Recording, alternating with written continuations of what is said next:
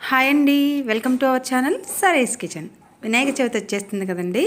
So వినాయకుడికి నైవేద్యాలు అంటే చాలా ఇష్టం అండి.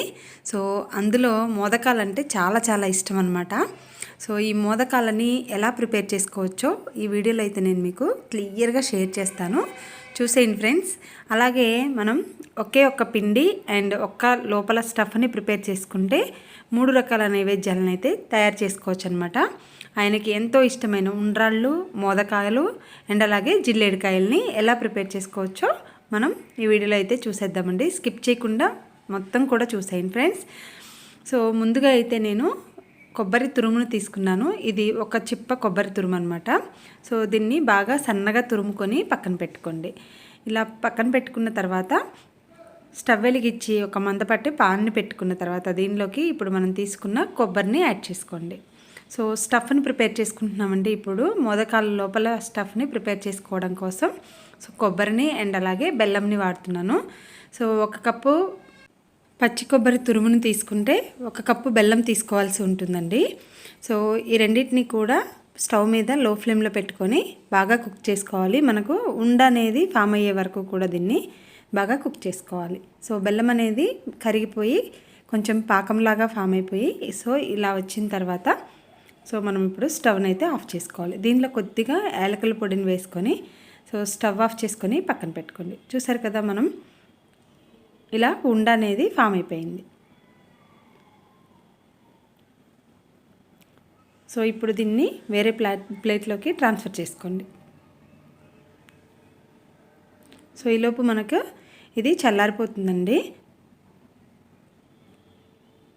నెక్స్ట్ ప్రాసెస్ని అయితే చూసేద్దాం. ఇప్పుడు మళ్ళీ ఇంకొక ప్యాన్ పెట్టుకొని దీంట్లోకి సో నేను 1 కప్పు బియ్య పిండిని తీసుకుంటున్నాను అనమాట. సో 1 కప్పు బియ్య పిండికి 1.25 కప్పు వాటర్ పడతాయి. సో ఇప్పుడు నేను 1.25 కప్పు వాటర్ని అయితే యాడ్ చేశాను. ఏ కప్పుతో అయితే మీరు పిండిని తీసుకుంటారో అదే కప్పుతోని 1.25 కప్పు నీళ్ళని అయితే యాడ్ చేసుకోవాలి.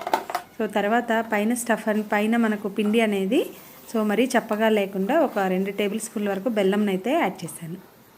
సో బెల్లము వాటర్లో మిక్స్ అయిపోయిన తర్వాత సో ఇలా వాటర్ అనేది బబుల్స్గా వస్తున్నప్పుడు ఇప్పుడు మనం పిండిని అయితే యాడ్ చేసుకోవాలి. సో పిండిని యాడ్ చేసుకున్న తర్వాత వెంటనే తిప్పకుండా స్టవ్ని అయితే ఆఫ్ చేసుకొని మూత పెట్టేసి కాసేపు వదిలేయాలి. సో ఇక్కడ నేనైతే తడి బియ్యం పిండినే వాడానండి. తడి బియ్యం పిండి వాడితేనే మనకు చాలా బాగుంటాయి అన్నమాట. పొడి బియ్యం పిండితో కూడా వస్తాయి, కానీ తడి బియ్యం పిండితో అయితే ఇంకా టేస్ట్ అయితే బాగుంటాయి అన్నమాట. సో స్టవ్ ఆఫ్ చేసిన తర్వాత దీన్ని బాగా మిక్స్ చేసుకోండి. ఇంకా కాసేపు మూత పెట్టి వదిలేసిన తర్వాత సో మొత్తం కూడా కాస్త చల్లారిన తర్వాత ఇలా చేతితోని చక్కగా చపాతీ ముద్దలాగా కొద్దిగా నెయ్యిని యాడ్ చేసుకొని బాగా మిక్స్ చేసుకోండి. సో చూసారు కదా, మనకు మోదకాలు చేసుకోవడానికి పై పిండి అయితే రెడీ అయిపోయింది. సో ఒకసారి ఇలా ఉండ చేసుకొని చూడండి, కరెక్ట్గా ఉందో లేదో చెక్ చేసుకోండి. ఒకవేళ మీకు ఏమైనా లూజ్ అయినట్టు అనిపిస్తే పిండి అనేది కొంచెం పైన బియ్య పిండిని జల్లుకోండి. సో ఇక్కడ మనకైతే కరెక్ట్గానే ఉందండి.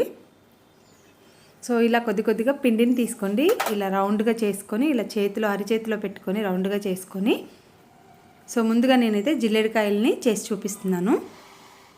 ఇలా మధ్యలో మనం తీసుకున్న కొబ్బరి స్టఫ్ని పెట్టుకొని ఇలా చేతితోని ముద్దలాగా చేసుకోవాలి. సో ఇంకొకటి కూడా చేసి చూపిస్తున్నాను చూడండి. ఇలా అరిచేతిలోకి పెట్టుకొని అరిచేతులకి కొద్దిగా నెయ్యిని అప్లై చేసుకోండి. సో చిన్న ముద్దని తీసుకొని ఇలా అప్పంలాగా నొక్కుకొని దీనిలోకి కొద్దిగా కొబ్బరి స్టఫ్ని తీసుకొని ఇలా క్లోజ్ చేసేసుకోండి. క్లోజ్ చేసుకొని దీన్ని ముద్దలాగా నొక్కుకోవాలి. సో అంతేనండి, జిల్లేడికాయలు అయితే రెడీ అయిపోయాయి.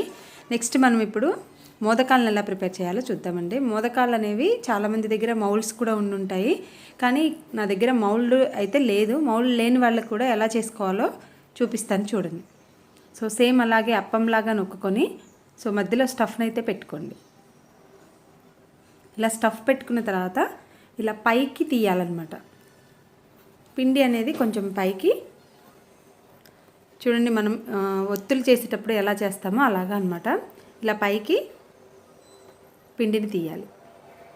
సో ఈ షేప్లో చేసుకున్న తర్వాత ఏదైనా ఒక ఫోర్క్ని తీసుకొని చక్కగా ఘాట్లు పెట్టుకోండి. సో చూసారు కదా, ఇది మోదకం అన్నమాట.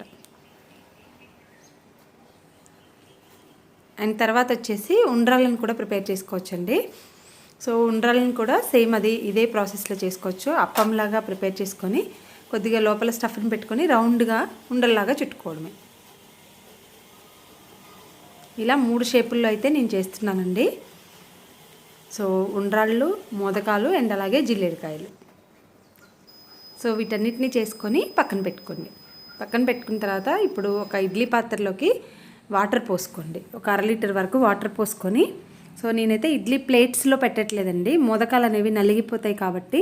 సో ప్లేట్స్లో పెట్టకుండా ఇలా పైన రంధ్రాల బుట్ట పెట్టాను. ఇడ్లీ పాత్రకి పైన అడుగున వాటర్ పోసేసి పైన అయితే ఇలా రంధ్రాల బుట్టను పెట్టేశాను. సో రంధ్రాల బుట్టకు ముందుగానే కొంచెం నెయ్యినైతే అప్లై చేశాను, సో అంటుకోకుండా. అండ్ తర్వాత మనం చేసుకున్న జిల్లేడికాయలు, మోదకాలు అలాగే ఉండ్రాలను కూడా పెట్టుకొని పైనుంచి మూతను పెట్టుకోండి. ఇలా 15 మినిట్స్ కుక్ చేసుకున్న తర్వాత, సో లో నుంచి మీడియం ఫ్లేమ్లో పెట్టుకొని 15 మినిట్స్ కుక్ చేసుకోండి. త్వరగానే కుక్ అయిపోతాయండి ఇవి. సో చూసారు కదా, మనకు రెడీ అయిపోయాయి. సో చాలా చాలా టేస్టీగా ఉంటాయండి. సో ఒకసారి చూడండి, మీకు కట్ చేసి చూపిస్తాను ఎంత బాగా వచ్చాయో. సో చూడండి, లోపల స్టఫ్ ఉంటుంది, చాలా చాలా టేస్టీగా కూడా ఉంటాయండి. వినాయకుడికి చాలా చాలా ఇష్టమైన మోదకాలు అనమాట. సో ఈ వినాయక చవితికి మీరు కూడా తప్పకుండా ట్రై చేయండి. అండ్ అలాగే ఈ వీడియో యూజ్ఫుల్ అనిపిస్తే మీ ఫ్రెండ్స్ అండ్ రిలేటివ్స్కి తప్పకుండా షేర్ చేయండి. అండ్ అలాగే నా ఛానల్ని తప్పకుండా సబ్స్క్రైబ్ చేసుకోండి. Thank you for watching friends.